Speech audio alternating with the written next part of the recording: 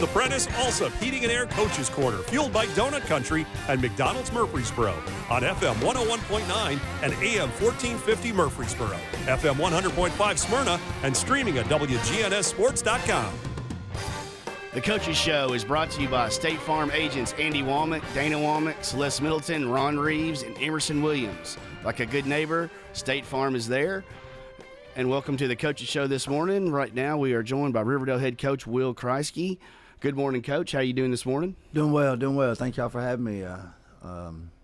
Tough Thursday night, but time to move on. Time to move on.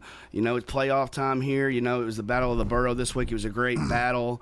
Came up a little bit on the short end, 36-21.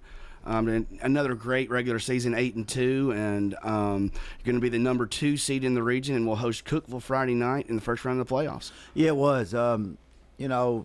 Unfortunately, we had to move the game up. TWSAA, that mandated Thursday night game, and we played in the rain. The rain's kind of been a little bit of our nemesis this year, and we got to do a better job of preparing our kids, make sure they're ready to play in those type of conditions, because football's played in those type of conditions. And fortunately, this year we got the turf, so every home game we've had rain this year, but the Siegel game.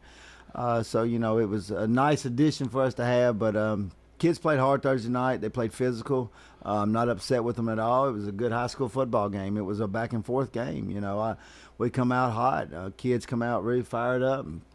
Made a huge stop to start the game, and then the kid thought Malik Hicks did a great job coming off the edge and blocking the punt. Yeah.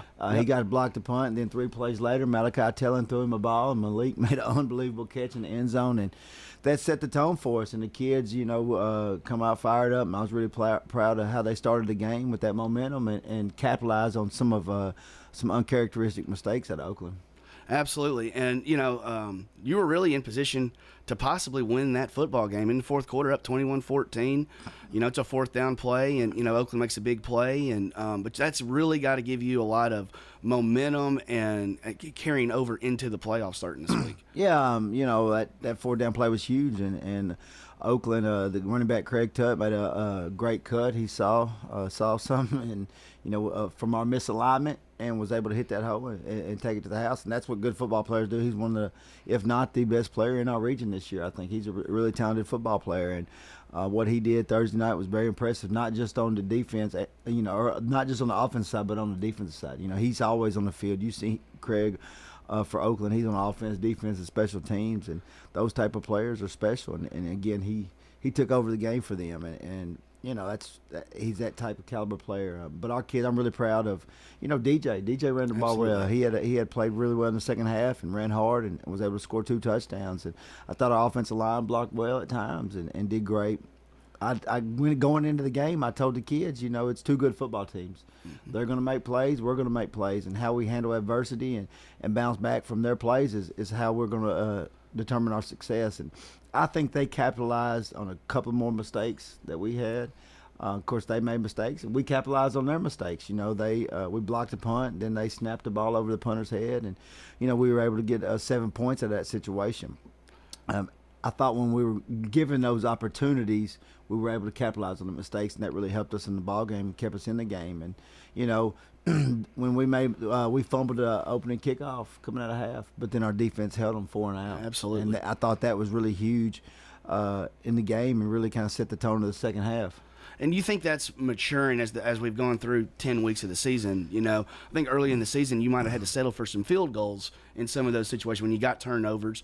But now you're punching those things into the end zone, getting 7 points. And I think that's, just watching your group as the season's going on, I think that's why your group is going on an upward trend. Yeah, you think that, Malachi, he's improved every week. He's works really hard with Coach Barnes and the offensive side, and the receivers has done a great job. Malachi's doing a great job being able to get it around, and getting the ball to Fletcher and Malik Hicks, Cam Booker, and Zayden Jones and Xavier Watkins. He's able to get the ball around to all those guys, and then you got DJ back there. So they're all working well together and on the same page.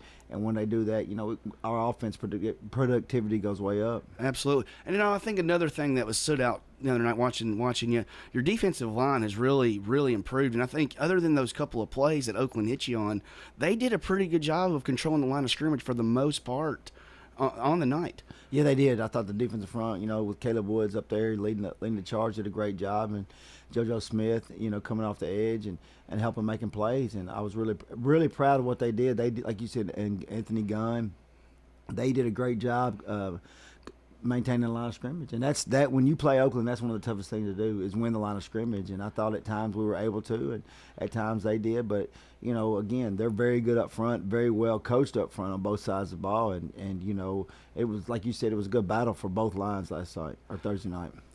And now you turn your attention to the playoffs, and now you're only guaranteed 48 minutes each week, and going into that now you have Cookeville coming up this week at home, and I know that's a rematch from last year, and I know your guys are going to be fired up to get going. Yeah, Cookeville's a very good football team. They're also 8-2. Their only two losses this year is Mount Juliet and Green Hills. And those are the top two. They're 1, 2, and 3. That this region that we're paired up with is really talented and really good. Green Hills is 10-0, Mount Juliet's 9-1, and Cookeville's 8-2. So it's three really good football teams. So there's gonna be three really good games this week in the playoffs. And like you said, Cookeville, we know a little bit about them from last year. I know they returned their quarterback. Their quarterback's one of their best players. He's tall, big, physical. Kind of reminds me of the Beach quarterback. Runs the ball really hard.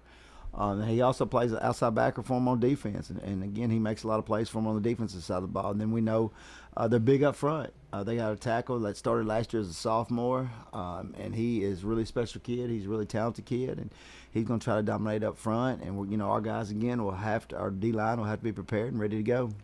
What are you going to do this week, Coach, just mentally getting them ready? Do you change anything going because it is playoff time now, or now you just feel pretty good about, where your team is at after 10 weeks and just going to keep doing the same things? No, we'll change a little bit, minute stuff, but, a lot of the schedule, we're already in a routine, with us getting the kids at floor block and then moving, lifting and meetings and practice, and it'll be a lot similar to what we've been doing. Last week we changed up a little bit, because playing on a Thursday, and so yesterday, they had an off day, so they get an extra day of rest, and which I think is going to help us having another day of rest and getting us rejuvenated and ready to go. Starting Monday for practice. Yeah, and another side of the ball too we hadn't talked a little bit about. We did just a little, but special teams. I think special teams as you get into the playoff run here is going to be a big weapon for you. You have a really good kicker. You talked about the other night. You got a block punt. You got some kick returns possibility stuff too. So talk a little bit about special teams coming up going into the playoffs. Yeah, I told the kids last week special teams is going to be huge in the playoffs. The team that wins the special teams battle usually comes out victorious in the playoffs. And, Khalil Armand's kicking the ball really well for us, and our return game's doing well with, DJ and Malik Hicks returning.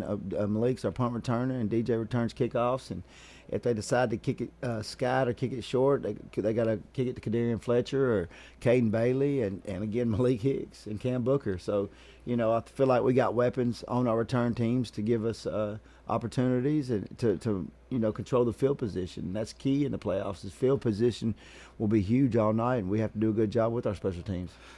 And you talked a little bit about the turf too. And did they have the ceremony to dedicate the turf? Was that? That was 2 weeks ago. We did that with Siegel, and then Thursday night was our senior night. Miss Wyant did an excellent job with that. With the conditions, it was a torrential downpour during our senior night ceremonies and things, and she did, for all the circumstances that we were under in the situation, she did a great job. She had all from football players to band members to cheerleaders. She had everybody lined up, organized, and had the announcers with all the information, and how she runs that is top notch. I just get out of the way.